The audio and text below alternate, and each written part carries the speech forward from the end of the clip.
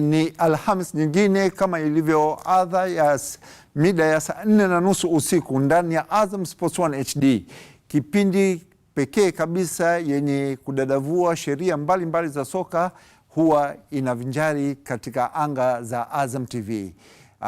Leo tena kwa mara nyingine tena napenda kukukaribisha mpenzi mtazamaji uwe pamoja nasi katika kipindi hichi ambacho nia madhumuni yake kubwa ni kutoa elimu ya sheria za soka. Hapa tunazungumzia sheria za soka na utendaji wa hizo sheria za soka. Lakini kama ilivyo kawaida yangu, huwa siwi peke yangu. Leo nina jopo kubwa mno. Nikisema kubwa mno, naomba ujiandae kuipokea. Awali kabisa, kwa maalum kabisa, leo tumeamua tumkaribishe mwalimu wetu kipenzi ambaye kwa muda mrefu sana amekuwa pamoja nasi kwenye vipindi mbalimbali vya Kipenga cha Mwisho, Mwalimu Hemed Mteza, ambaye kupitia kipindi cha Kipenga cha Mwisho mimi naweza nikasema hivyo.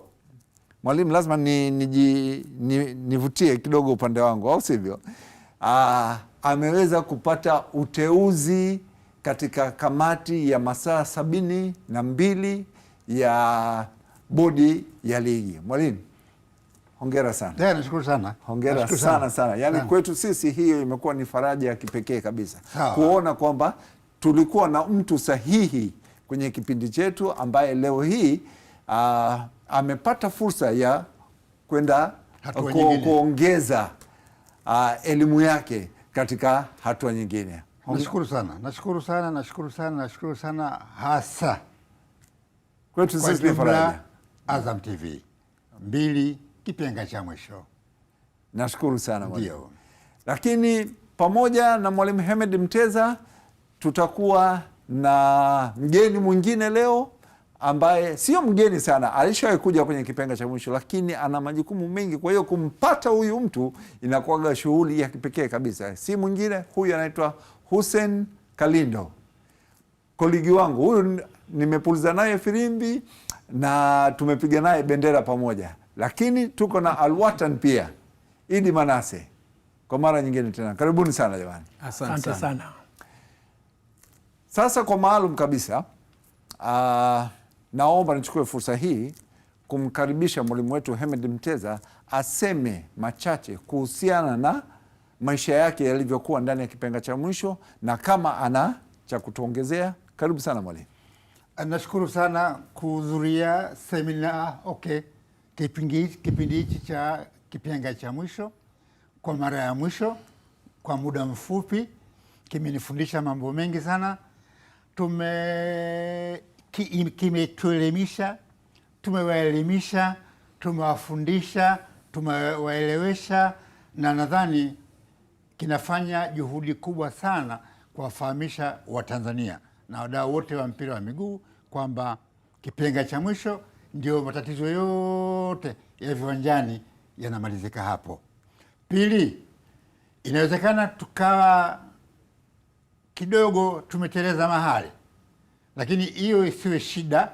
Tupo hapa na wale ambao mimi nimewaacha, naomba waendelee na kazi nzuri ambayo tunaendelea kuifanya, na naomba Azam TV Kipenga cha Mwisho clips hizi ambazo tunazungumzia nazo zingetengenezewa masomo kwa ajili ya waamuzi wetu, ili waende wakajifunze na kuelewa zaidi, ili waweze kuchezesha michezo mizuri bila matatizo au bila ukakasi wowote. Nashukuru sana Kipenga cha Mwisho. Nadhani sijui kama ndio kigezo kilikuwa hicho cha mimi kuteuliwa, lakini nadhani inawezekana ikawa ni moja ya kigezo cha mimi kuteuliwa kuwa kwenye bodi ya masaa 72 na kwenda kwenye tanuri. Lakini nadhani Mungu anaweza akatusaidia tukafika salama. Swali moja ndio ya kukuaga mwalimu.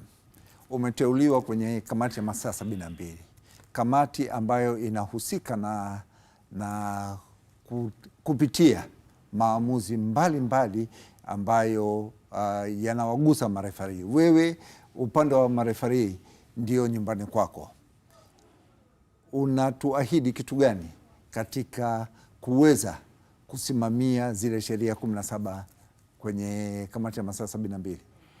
Kamati ya masaa 72 ni mojawapo ya nyenzo kubwa ya kujaribu au ya kuondoa matatizo ambayo waamuzi wanakumbana nayo. Pia kamati ya masaa 72 nadhani hata kwa wale waamuzi wanaofanya vizuri inawasifia kama ilivyokuwa inasifia kipenga cha mwisho. Waamuzi wanaofanya vizuri wanasifiwa, wanaofanya vibaya wanakosolewa, lakini si kwa nia ya kuwafungia, nia ya kuwafundisha wasifanye tena yale makosa ambayo yameweza kutokea.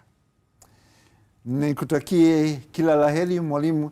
Sisi jicho letu la tatu litaendelea kubaki nawe, na naamini kabisa siku ukipata fursa utakubali mwaliko wetu hapa kwenye kipenga cha mwisho. Mimi nashukuru sana, na nitakuwa nafika hapa hata kama si kwenye kipenga cha mwisho kuangalia jinsi mambo yanavyokwenda, na kama kutakuwa na maelekezo yote nitatoa, na kama nitakuwa na kitu cha kujifunza nitajifunza kutoka hapa. Na omba wadau wote wa mpira msiache kulipia shilingi 28,000 kwa ajili ya kutazama na kuangalia kipenga cha mwisho. Nakushukuru sana. Asante sana. Asante sana. Asante sana. Na nyie mliobaki muendeleze mambo ambayo sisi hapa tulikuwa tunayatekeleza, sio bila uoga, bila shutuma, bila chochote ambacho bila kupepesa macho. Acha mimi kama ni mbichi, kama imeiva imeiva, kama imeiva, kama ni mbichi. Hakuna kupepesa macho, hata kama ina mkera mtu. Siku zote ukweli huwa unauma, lakini ndio unaorekebisha mambo, au sio? Nashukuru sana. Asante sana. Basi ndio hivyo, tunamwaga mwalimu wetu Hemed Mteza ambaye insha Allah tutakuwa naye pale tutakapokuwa tunamhitaji, na ametuachia wosia kwenye mbichi tuseme mbichi, palipoiva tutasema pameiva, na wosia wa mwalimu ni ibada. Tupate mapumziko mafupi, tukirejea tunaenda kuchambua matukio kadha wa kadha ambayo yametokea ndani ya CRDB Bank Federation Cup msimu wa 2024-2025.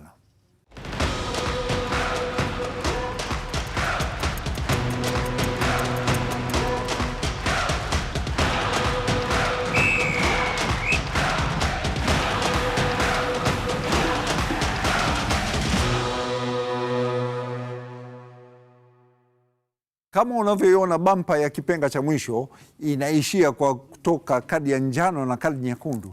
Leo, kipindi cha leo, tunalenga kutizama kwa nini kuna scenarios fulani, matukio fulani ambayo ni lazima kadi itoke, alafu kadi haitoki, na kuna wakati kadi haistahili kutoka lakini unaona kadi inatoka.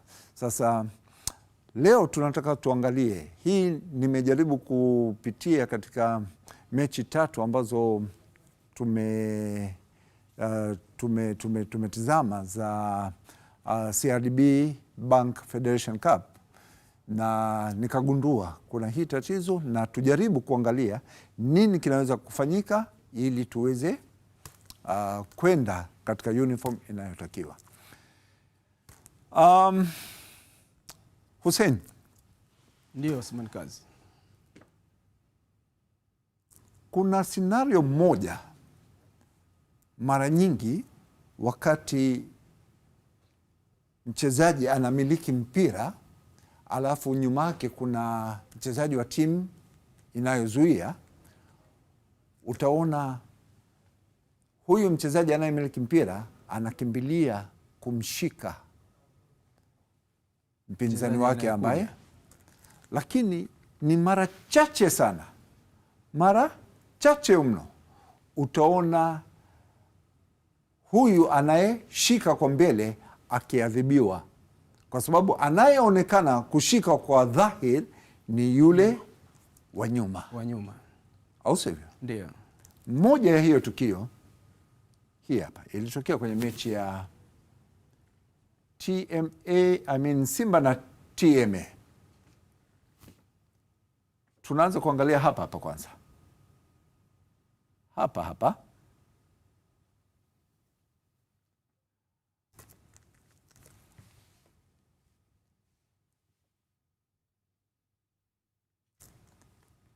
umeona hii scenario? Nimeiona. Unaiona hii scenario? Ukiitazama hiyo kwa usahihi, kwanza tunaanza kutazama view angle ya referees. Ukitazama view angle ya referees, yupo karibu na tukio na analiona. Sawa kabisa. Ina maana kama ni kusudi kaliacha mwenyewe kwa yule alivyokuwa anamshika. Tukisema view angle, labda kwanza niondoe hiyo, ni eneo ambayo referee alipo na sehemu ya tukio ambayo ni hii hapa. Sawa, alafu na sehemu ya tukio. Ndio. Sawa. Unaona kwanza ana very clear vision ya kuona, au sio? Ana uono sahihi, ana muono sahihi kabisa, na mkono wa Lionel Ateba anaona kabisa upo kwenye mwili wa mchezaji mpinzani na akiwa ameshika, au sivyo? Ambaye sasa ngoja tu, okay, hii hapa anaonekana akiwa huko amemiliki mpira lakini amemshikilia. Ndio. Unadhani kwa nini hizi adhabu huwa haziadhibiwi? Kutokana kwa sababu katika kuadhibu ni kwa maoni yake, lakini ukitazama hapo katika kuadhibu kuna mambo matatu. Kuna kitu tunasema kuwa mzembe na kutojali na kutumia nguvu za ziada. Kuwa mzembe ni pale ambapo unafanya kosa kabla mpira haujafika au umekushafika na tayari mpira akiwa nao na bado anafanya kosa. Maanake pale ilikuwa anatakiwa mwamuzi aweze kuadhibu, ampe advantage yule ambaye aliyeshikwa, maana kashikwa kwa maksudi bila ridhaa yake. Ina maana huo ni uzembe, ni kosa ambalo halina kadi. Haya, katika zile makosa grade 3 za makosa ambayo tunaziita careless, reckless na excessive force. Kuwa mzembe, kutojali na kutumia nguvu za ziada. Hiyo ni kuwa mzembe. Ambayo inaingia kwenye kategori ya careless. Hawi makini. Ndio kuwa mzembe. Nani? Mchezaji. Au sivyo? Ndio. Kwa nini tusiseme kwamba tunamweka kwenye reckless foul? Kwa sababu kitendo cha kushika si umekusudia? Kakusudia. Lakini je, tukio lenyewe lile lina ule utaratibu wa kusema, kwa sababu hakuwa kwenye hesabu tu sahihi, kashika tu, lakini kwamba anatafuta mbinu ya kutaka yeye atoke. Kile kitendo cha kushika si umekusudia? Hakuna sasa nguvu hapo. Nguvu haipo. Ukija kutazama hapo hakuna ule msukosuko, lakini ni bado tu wa kushika ili apate sapoti ya kuondokea, ndio ambaye alitumia hapo. Sasa kwa sababu ametafuta ile sapoti, ndio tunamweka katika hali ya kuwa huyu hivi sasa tumweke kwenye kuwa mzembe. Hakuwa Ili Manase, hebu naomba nipate maoni yako alafu mimi niseme kitu. Ndio. Katika hii hapo ni kosa ambalo mwamuzi naye anakuwa mzembe vile vile, kwa sababu hapo kama anaona kabisa kwamba mchezaji kashikwa, ndio, lakini unashindwa kutoa uamuzi, inakuwa ipendezi. Sasa mimi nitaonyesha kitu kimoja. Ngoja tucheze clip. Mpira umeondoka hapa kwenye penalty area, imeenda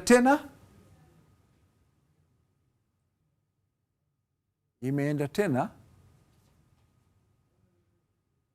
karibia na mwamuzi msaidizi, corner flag. Sawa, ambaye mwamuzi msaidizi namba 2 yuko hapo. Sawa, naomba utizame tena hapa, mkono wa Lionel Ateba bado upo kwenye kwa mpinzani wake, kwa sababu haikuadhibiwa hii tukio ndani ya penalty area. au sivyo? Ndio. Kaona hilo jambo la kawaida, ameenda kule tena anaumiliki mpira huku anamzuia, au sivyo? Ndio, anazuia. Hii tunaendelea kusema tumi kwamba amekusudia, kwa sababu kitendo cha kupeleka mkono kwenye mwili wa mpinzani, au sivyo, ni uamuzi wangu mimi. Haji nakuja, nimekupa mkono, au sivyo? Simekupa mkono, sawa, si nimekusudia kukupa mkono, ndio, au sivyo? Nimeamua kubaki hivi, si uamuzi wangu, uamuzi wako, au sivyo? Huu mkono sio uamuzi wa Lionel Ateba, ni uamuzi. Ina maana alijua nini anachokifanya sana. Kwa nini hatuiondoe? Kwa sababu tunapozungumzia careless foul ni kukosa umakini, kuwa mzembe, unakosa umakini. Au sivyo? Ndio. Unaona kabisa kwamba nipo mtaa wa Kongo, watu kwenye mtaa wa Kongo ni wengi, wewe unakuja na gari yako unakimbiza, ule ni uzembe. Ndio. Au sivyo? Unajua kabisa kwamba hichi ninachokifanya nakosa umakini juu ya wale watu ambao wanapita pale. Sawa. Au sivyo?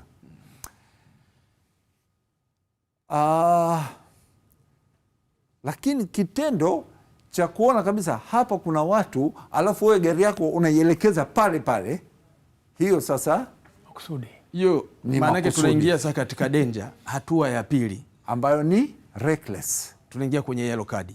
Au sivyo? Kutojali kitakachoweza kuwatokea wale au kukutokea wewe, maana yake umeingia katika hatua ya pili, ina onyo. Sawa. Ile ya kwanza ile, maana yake ni kwamba kuugusa mwili wa mwenzio bila ridhaa yake. Unamshika, unamzuia asije kuucheza ule mpira. Au na umiliki mimi alafu namziwia asije kuucheza, bado ile tunasema ni kuwa mzembe. Lakini hii ambayo tunaikusudia ya kuingia sehemu ambako watu walipo, au unaendesha gari yako bila kujali kitakachoweza kutokea wewe au mpinzani wako, tumeingia katika hatua ya pili. Maanake hatua ya pili tunasema ya kuwa hii ni kutojali kitakachoweza kutokea wewe au mpinzani wako. Hata kama kuna trafiki kukutazama atakupa onyo. Maanake hapa tunatoa onyo kwa yule ambaye hatojali kitakachoweza kumtokea yeye au mpinzani wake.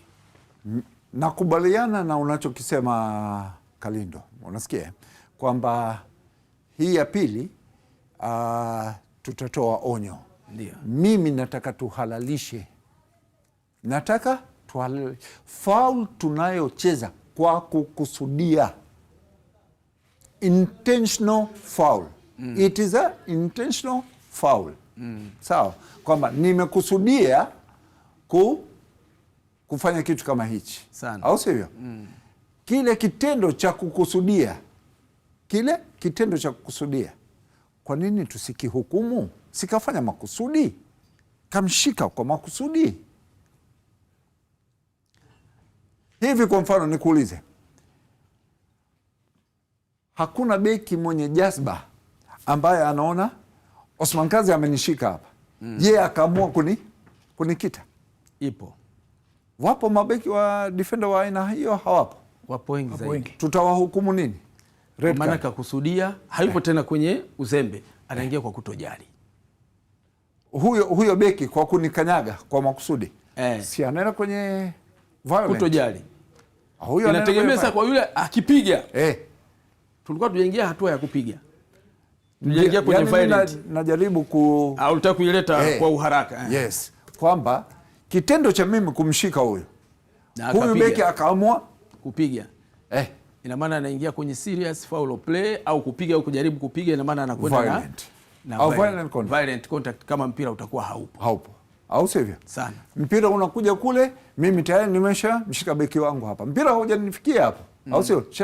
Shika kwamba huu mpira uje kwangu, huyu asije akapita. Huyu akinipiga. Maana yake hapa ni kama mpira upo, mpira bado hujafika. Kama haupo, maana yake bado ni violent.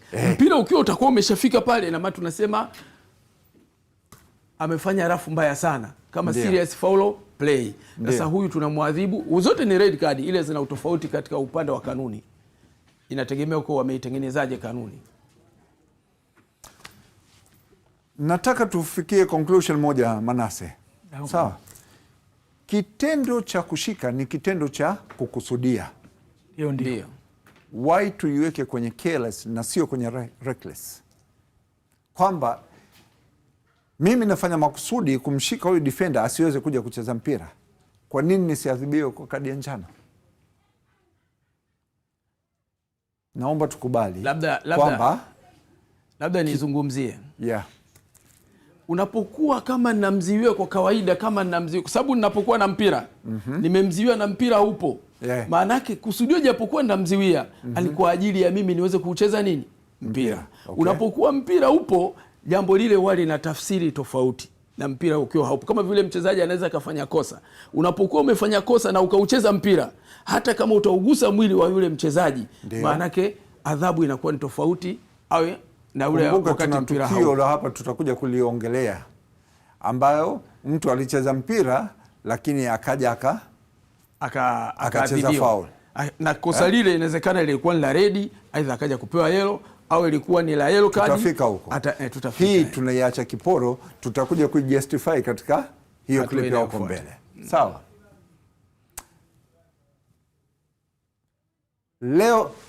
Leo nakuja na matukio ya nani hii? Nakuja na matukio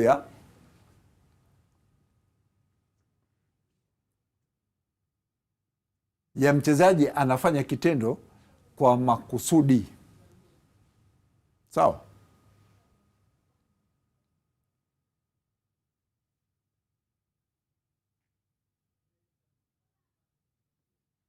Sawa. Hii tunasemaje? Careless, reckless? Kwa maoni ya mwamuzi, kenda na huyu ni mzembe. Kwa maoni ya mwamuzi. Kwa maoni ya mwamuzi. Okay. Lakini ukija kutazama huyu anayefanyiwa, je, ataanguka katika hali ya kawaida? Ndio. Sasa kwa maoni ya mwamuzi, ule uangukaji wa yule ambaye aliyefanyiwa kosa, ndio anatazama, je, kuna push ambayo ilikuwa ni hasa imekusudiwa kwa kutumia nguvu au ilikuwa ni ujanja? Sasa hii hapa tunairudisha katika hali ya kawaida, hauwezi kutoa kadi. Fine. Mimi naendelea kuzikusanya hizi.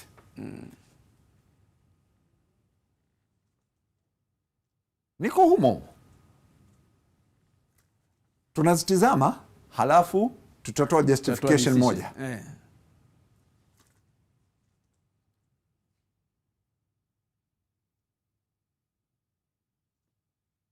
Tripping an opponent.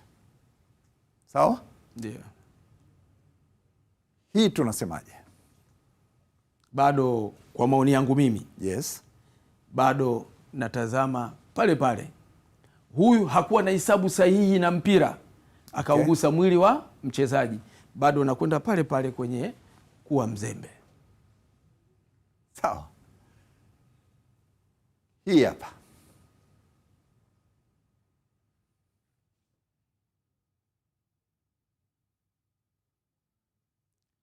Hii na matukio mawili kwa wakati mmoja.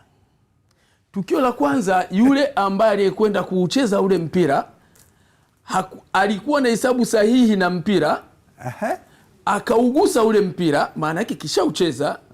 Baya zaidi, akaja kuinua mguu, maana yake ameingia katika hatari. Katoka kule katika kuucheza mpira alikuwa sahihi. Alipoinua mguu, maana yake anakwenda katika hatua, sio kwenye tena kwenye uzembe, kutojali. Maana yake pale lazima aoneshwe kadi ya njano. Sawa. Tunakuja hapa.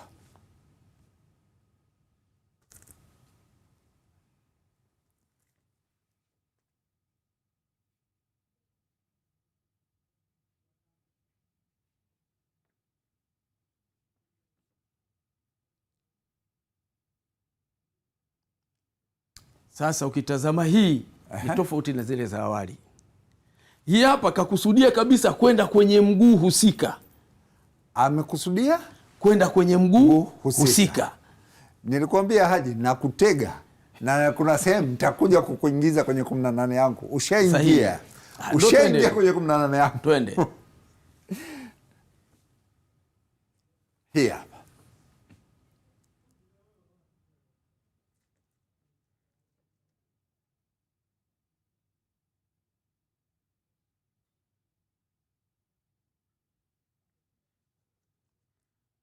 Kwanza ukitazama hapo kuna matukio mawili. Aha. Kuna tukio la kwanza ambayo mwamuzi katoa advantage. Okay. Alivyotoa advantage, advantage haikufanya kazi.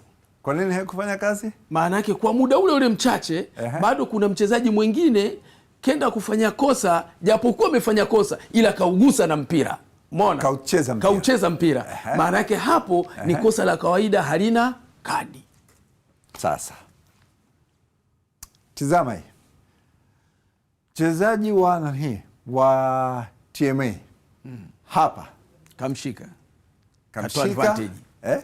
katoa advantage. Sahihi. Yupo sahihi. Yuko sahihi kwamba anamiliki mpira. Sawa. Anaondoka nayo, akamng'ang'ania tena, Kapombe akaondoka nayo. Alivyoondoka kaja mchezaji wake tena ule mwingine kaja kufanya kosa.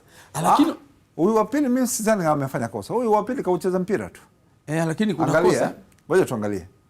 Ndo akarudisha ile advantage huko. Yes. Kwamba advantage niliyotoa. Advantage tunatakiwa kuangalia ndani ya muda gani? Muda mchache. Sekunde? Inategemea.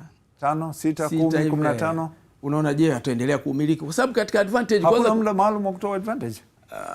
Inategemea kwanza, moja, advantage ina vitu vifuatavyo. Idadi ya wale ambao wanayemiliki mpira. Okay. Na idadi ya wale madefender. Je, anaweza kuendelea kuumiliki? Sawa. Hivyo ni vitu vya kutazamwa. Okay. Sasa unapovitengeneza vile, ukiona kama hakuna vile lazima umrudishie advantage yake. Sio mpira umeshachezwa na watu wawili uweze kurudisha ule mpira sema ni advantage. Hapana. Muda ule ule tazama kwa uharaka. Je, aliweza kuumiliki mpira? Sasa umeona tukio hii. Tumekubaliana. Umesema hii ya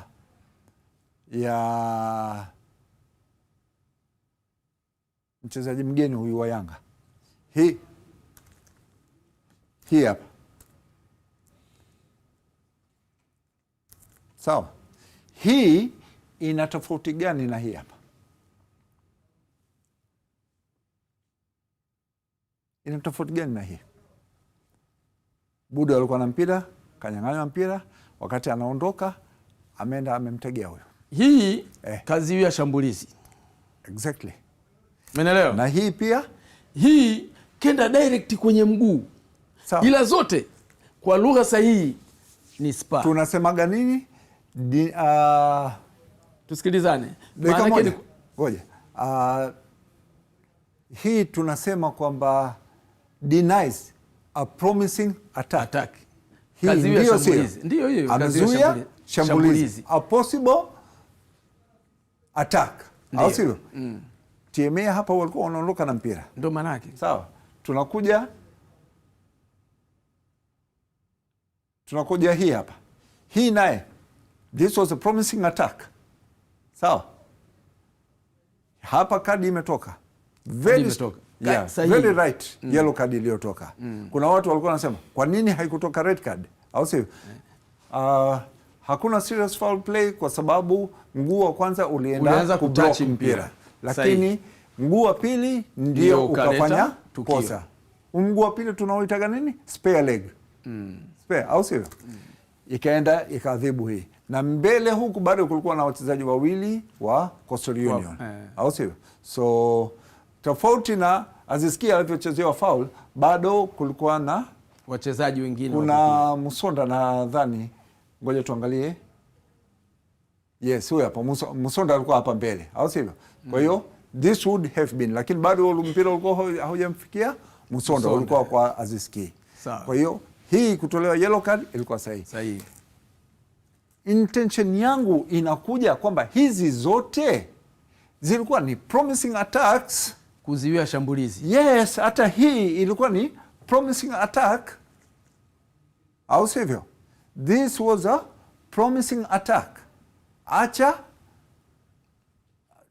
yani magoli hutokana na mashambulizi. Tunapo stop promising attack, Manase, magoli yatapatikana? Haiwezi kupatikana. Yellow card. Just because of promising attacks. Sahihi. Tumekubaliana hapa. Sawa. Nimepata nani nzuri kutoka kwako. kwa Manase pia, lakini na mimi naona kwamba promising attack has to go with a yellow card. It has to go with a yellow card. Tupate mapumziko mafupi. Tukirejea bado tuna matukio ya mechi mbalimbali. Kipindi cha pili tutazingatia kuna penalty fulani zilikuwa zinatakiwa kutolewa, hazikutolewa. Kuna penalty fulani hazikustahili kutolewa, zikatolewa. Tutakuja nazo kipindi cha pili.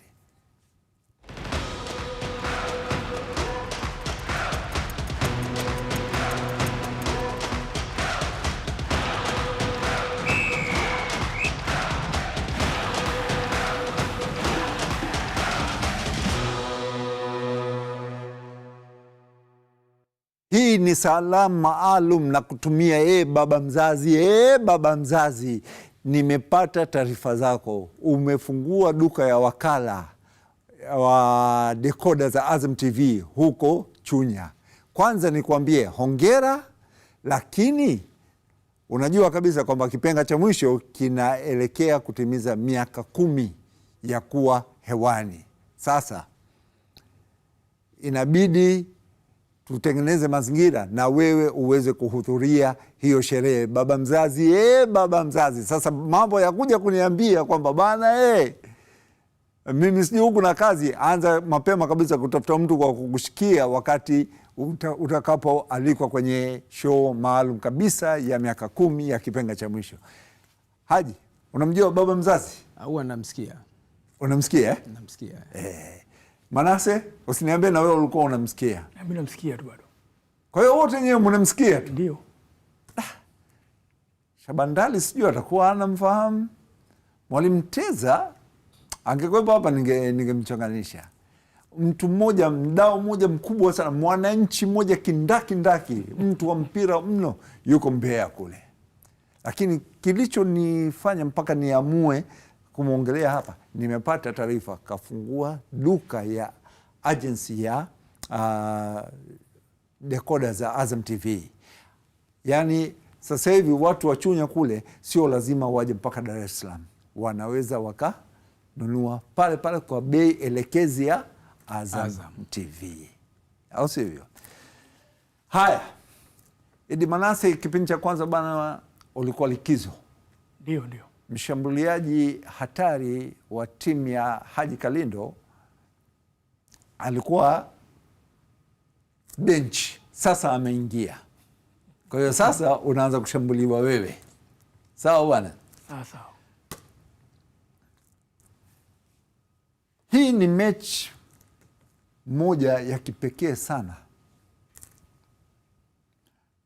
Azam Football Club zaidi ya Mbeya City haijawahi kuaga mechi rahisi tangu mechi ya awali kabisa iliyochezwa hapa kwenye uwanja wa Azam Complex, mechi ambayo iliisha kwa sare ya goli 3-3. Hii ni mechi ya mtoano ya 32 bora, au sivyo? Ndio. Ya CRDB Bank Confederation Cup. Hii tukio tumeihoji kidogo. Ndio. Kweli kuna impact iliyopeleka Zidane Sireri kudondoka chini. Alichezewa foul ambayo inastahili kuadhibiwa kwa pigo la penalty. Ndio, kuna faulu ambayo ilitakiwa ipigwe penalty hapo. Faulu yenyewe ni kwa sababu walivyokuwa wanakimbizana kwenda golini, huyu aliyecheza faulu alidhamiria kwenda kumuondoa kwenye mpira kwa kutumia kibega chake pale. Ina maana huyu alikuwa amedhamiria kucheza faulu baada ya kucheza mpira. Umemaliza? Maliza. Mbona unamaliza kwa wepesi namna hii? Mpaka na yenyewe imeonekana nyepesi tu, kwani imekuja amesababisha kwa nyepesi. Kalindo. Hivi kweli mchezaji wa Mbeya City alienda yeye kumfata Sireri, au Sireri alijipeleka kwenye kwenye mwili wa Mchezaji wa Mbeya City. Mchezaji wa Mbeya City Hapa. Hapo Ngoja tuangalie taratibu.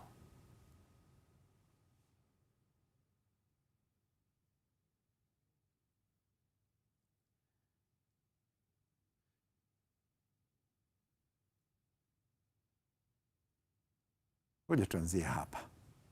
Wakati mpira unakuja. Sawa Mpira ulivyokuja, Sireri anauweka kwenye njia yake. Sawa? Halafu angalia alikoelekea. Alielekea upande alioupeleka mpira au aliamua kwenda huko akiwa anajua kabisa kwamba huku kuna huyo defender akinigusa tu mimi naenda chini? Hapana. Labda ni tafsiri kwa kusudio la sahihi.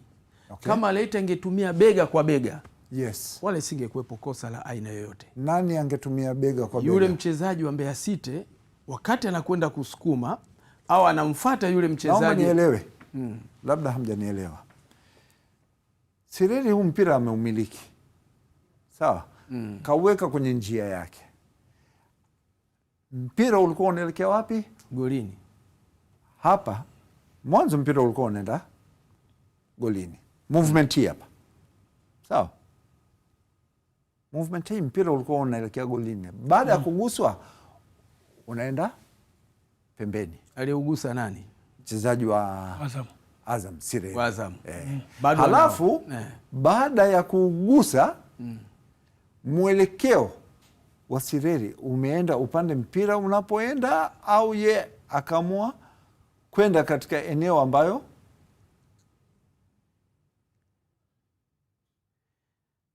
kwa sababu si tunachokitazama hapo ni kosa. Yes. Hatutazami uelekeo wa nani? Mpira. Uelekeo wa mpira. Aha. Tunachokitazama hapo ni kosa ambalo lililotendeka hapo. Je, ni kosa sahihi au si kosa sahihi? Okay. Kwa sababu yule mchezaji kenda pale na kusudio la kutaka kwenda shoulder. Sasa shoulder haikwenda kwenye shoulder to shoulder, bega kwa bega. Likaja bega lake likaja kumgonga mgongoni. Kitu ambacho si sahihi.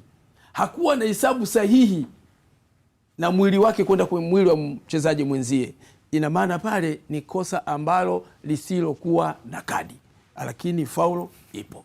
Bwana, unajua huyu jamaa mjanja sana huyu. Wewe mjanja. Na mimi nilikuwa nakuvuta. Yaani ungeingia tu kingi huku kama jamaa fulani hivi.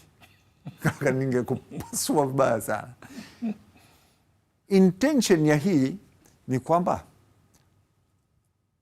Manase, isikilize na wewe. Ndio. Sireri amefanyikiwa kuzuia mpira wake. Kaweka mpira kwenye njia yake. Njia ndio. Sawa. Halafu katika movement yake alivyoenda akakutana na mchezaji wa Mbeya City amekuja mgongoni kwake. Huyu mchezaji wa Mbeya City amekuja kwa makusudi au kwa bahati mbaya? Amekuja kwa makusudi au kwa bahati mbaya? Naomba mnielewe hiyo. Amekuja anamshtukizia Sireri, tayari ameshaucheza mpira na yeye anataka ucheze wa mpira. Mwisho wake anakuja kuingia kwenye mgongo wa Sireri. Au sivyo? Ndio. Is it amekusudia kucheza foul au bahati mbaya? Kusudio lake kwanza alitaka kwenda shoulder to shoulder, lakini hakuwa na hisabu sahihi. Sawa. Na unapokwenda hisabu sahihi, tunakwenda tena kwenye careless, kuwa mzembe.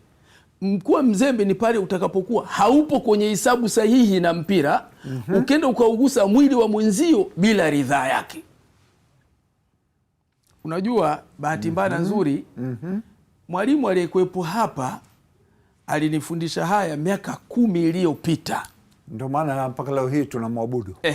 Sasa alinifundisha hizi yes, za kuwa na kutokuwa na hesabu sahihi miaka 10 iliyopita. Sio 10, 20 ilipita, zaidi. Ndio wakati anatoka zake Uingereza ndio alikuja na hili kuweza kutufundisha sisi chuo kikuu. Exactly. Sasa alivyolitoa hili na mimi halijatoka kichwani na bado nina uwezo wa kulitoa kwa vijana, na bahati nzuri kwa sababu material yanazidi ya FIFA bado utaendelea kutoa.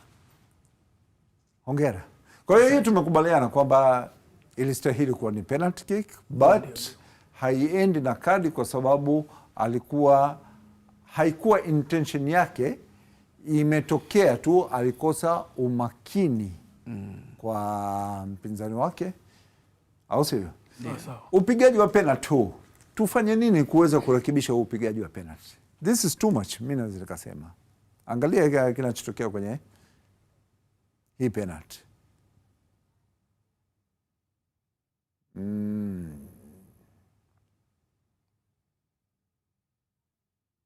Tufanye nini ili tuweze kupata dawa ya hizi penalty jinsi zinavyopigwa?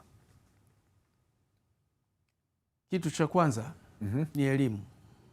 Angalia,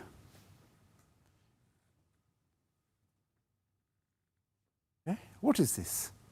Corner kick. Wameingia Free kick. Hii ni corner kick ilikuwa inapigwa, hawa ni free kick. Hii mtu ukimwambia bana this was a penalty kick kabla mpira haujapigwa, utashaingia.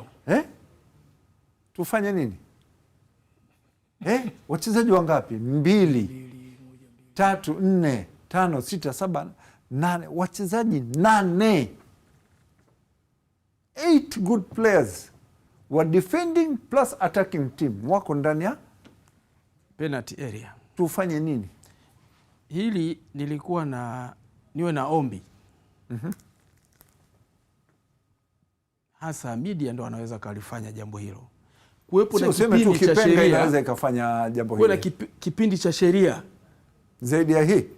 Hii kipenga inachambua, ila ziwe sheria rasmi kwa ajili ya wale ambao wanaweza kuja kuzitoa kwa ajili ya kuelimisha. Labda nikuambie kitu kimoja Haji, sababu kuna watu hawasomi. Naomba nikusaidia jambo moja. Ligi inapoendaga off season, kipenga cha mwisho huwa inaendeshaga darasa. Vipindi vyetu vinakuwa ni darasa. Tunaangalia sheria namba 12 inasemaje. Tunakujaga nazo hizi.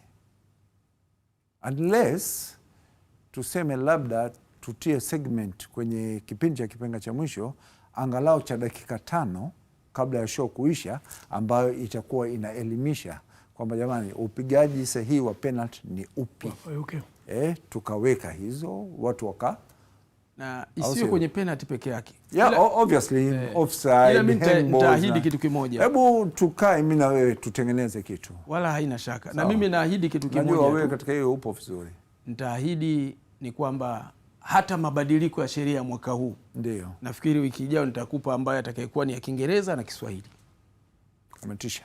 Ili uweze kutoa, kwa sababu unatusaidia mengi kuweza kutoa, kuelimisha jamii. Tunasaidiana kaka. Sawa. Haya. Tunakuja kwenye tukio hili hapa.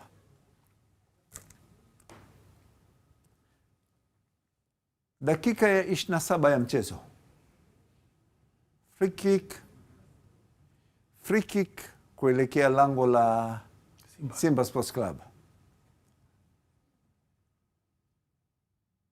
Manase, jiandae kunipa jibu.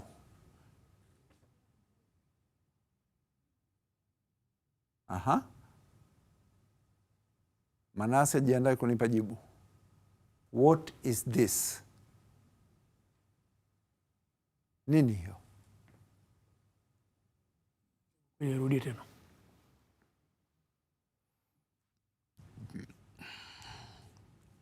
Hii ni nini?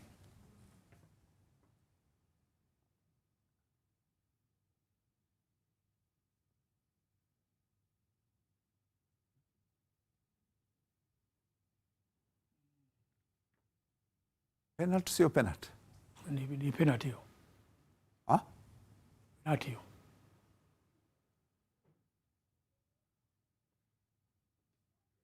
Assistant number 2 Glory Tesha. Right? Naomba niangalie engo ya Tatu Malogo. Tatu Malogo huyo hapo ameshapanga ukuta, anarudi kuchukua position yake. Tutamwona baada ya nani hii? Yes, yuko wapi? Yuko nje ya penalty arc. Nani wa kuamuru hii penalty? Tatu au Glory? Assistant yule. Glory kaiona vizuri zaidi Assistant. Kuliko Tatu Malogo. Tatu. Au sio? Ndio. Ina maana Glory hii alitakiwa kuihukumu. Au sio? Ndio. This was a clear penalty. sahihi. Hii tukija kuitizama kwa jicho la tatu, hatutoi maamuzi kutokana na matakwa yetu sisi, au sio? Niseme hapa, hatutoi kutoka moyoni nafsi zetu sisi, tunatoa hukumu kutokana na sheria tulivyozikariri, au sivyo? Ni wakati gani assistant referee anatakiwa kumsaidia referee wake? Kwanza moja, ni kwa kosa ambalo mwamuzi hakuliona na akiwa karibu nalo. Mwamuzi hakuliona na likiwa karibu na wewe hakuliona.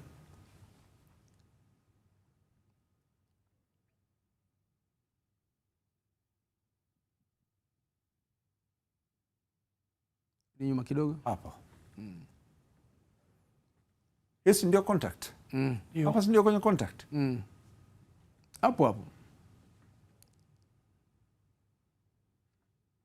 Au sivyo? Ndio. Sixtus yuko kwenye possession, kaumiliki mpira. Ndio.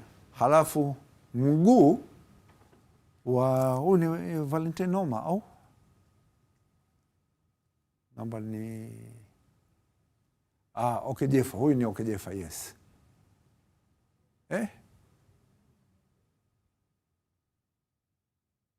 Okejefa huyo ndio ameenda kwenye nani hii hapo. Jicho lake Okejefa lilikuwa kwenye mpira, no doubt. Akawa anataka kumiliki mpira, lakini tayari Sixtus amefanyikiwa kumiliki ule mpira. Ule mguu wa Okejefa unafika kwa mpinzani. Kisheria hii tunaihitaji. Kosa la kuwa uzembe tu la uzembe wa mchezaji, kwa sababu ile ni clear penalty, wala haina mjadala. Ila ukitazama hapo kwa usahihi, simamishia tu hapo, sogeza mbele kidogo, nipeleke mbele mbele mpaka pale anapokwenda kwenye incidence. Sogeza sogeza hapo. Refari unamwona hayupo. Maana yake hapo ukija kutazama refari ili kosa hawezi kuliona. Yes. Aneliona ni nani? Assistant. Vile vile na refari na alikuwa mzembe kwa soka ambayo tulikuwa nalo la sasa. Zamani tulikuwa unaweza hata ukakaa mbali huku, lakini hivi sasa unatakiwa usogee uwe kwenye engo sahihi ya kuweza kuliona assistant. Sio? Unaelewa? Mpira unakuwa katikati yako wewe na assistant. Na ukiwa katika engo sahihi ya kuona mpira, tayari amekushaondoka na mpira haujatoka katika eneo la penalty. Okay. Umeelewa? Hilo ni kosa la mwamuzi ambalo kalifanya, naweza nikasema fine. Tuseme hivi, hiyo ni kosa la nani hii? La tatu, positioning ndio imekuwa kosa yake. Positioning haikuwa sawa. Glory Tesha na alikuwa anatakiwa kumsaidia. Naomba tuendelee kumweka kwenye vitabu. Sawa? Haya. Nakuja kwenye kuna hii tukio lilinipa maswali mengi sana kuhusiana na mchezaji mkongwe kama Shomari Kapombe. Sawa? Mwamuzi ameshatoa maamuzi. Wewe unachukua mpira, unaingia nao ndani ya uwanja. Sawa? Tayari dakika ni ya 80, unaongoza 3-0 against TMA. Kwa nini alifanya hii scenario? Hii ya kwanza. Lakini angalia ya pili, hii hapa. dakika ya 82 pale ilikuwa dakika ya 80. Dakika ya 82 kuna hii scenario inatokea hapa.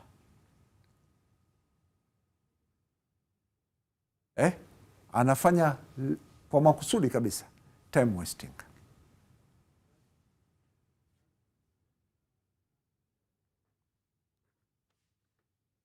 Sio kwamba alikuwa anatafuta kadi kwa makusudi. Anaitafuta hapo. Anaitafuta mwenyewe hapo. Naomba nimalize na tukio hili hapa.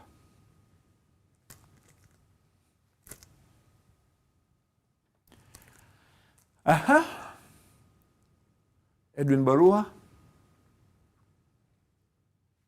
penalty sio penalty? Ngoja ende taratibu tuone. Penalty sio penalty?